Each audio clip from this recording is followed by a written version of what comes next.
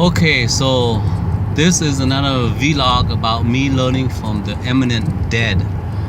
It's good to learn from the people or author that wrote great books that long ago had passed. You know, they've gone to heaven or hell, whatever. But these are great to learn from still because they obviously did a great job of leaving a good legacy. And this one I'm learning recently is from Dale Carnegie. Dale Carnegie, as you most probably know about his how to win friends and influence people. And you know, from reading about him, I learned this, that he said nobody is good at something and they write about it. No, usually people who write about things is the people who are not successful at what they did, but they learn to hone their skills and become great at it, and then they figure, hey man, I had such a hard time struggling with this, I'm gonna write a book and teach other people how to do it so that they don't have a hard time as me. You know, the health food industry, you know, the bodybuilder, the health nuts and stuff, they do a great job of doing it themselves because they figure out naturally that they know how to do it, and then they did a great job. But those people, they hardly ever write about what they learn or know because it comes natural to them.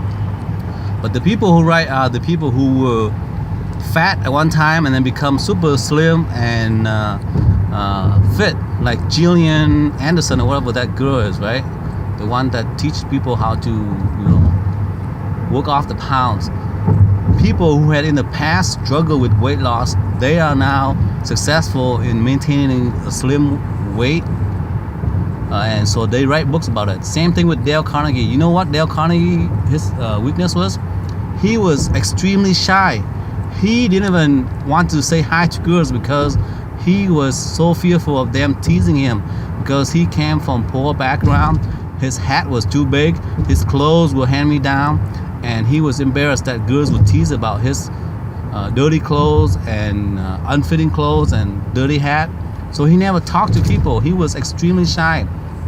But his desire to learn how to talk to people and have them like him made him get into, you know, jobs and studies of how to influence people. He learned from successful people and he wrote it down into books, right? And also, at first he wasn't good talker, right? He feared public speaking so badly. You know, as most of you know, the fear of public speaking is even more fearful by most people than death itself. So he was the same way. So how did he hone himself to become better speaker in public? He signed up for debate classes, and guess what? His first debate, he failed. He didn't win, okay? Second debate, same thing. Third debate, same thing. Fourth, it wasn't until like in his 20-something debate then he got his first one at the debate.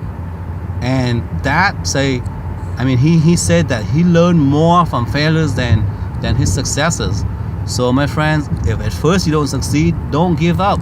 Keep trying. Just like Dale Carnegie. He was shy, then he became not shy because he honed his skill by constantly pushing himself in the public arena and talk and persuade people. And you know, he wasn't a good speaker, but he kept at it. And you know, by the 20th time or more, then he won the first debate ever. And he continued to win afterward, of course. And now we're known of him as the greatest, you know, motivator, speakers and all that back in the 1930 to 1950, something like that. And his books was at one time the most selling books in the century of, you know, the 20th century, because his book How to Win Friends and Influence People, and also his books about how to stop worrying and start living, those books, you know, made him millions. And that was because at first he was terrible at influence people, but later on he learned how to influence people and wrote books and became super duper successful. You do the same, okay? Find something you're weak at. Don't lament the fact that you're bad or weak at it. Instead, focus on how you can improve it, and then later on you can write books to teach other people about it, okay? and become super duper successful. Same thing with actors and actresses. Have you seen the early movies and early work? They bombed. They were terrible actors. They were in porn. They were not good enough to find work. So they did terrible projects, like from Jackie Chan to Sandra Bullock. They all did porn, soft porn anyway. And now they're great actors and actor of the world, well known throughout the globe. And so don't give up on your dreams. Do it even if you're bad at it right now. Someday you will be the greatest of them all. Good luck, my friends. Thank you for watching my video. Bye bye.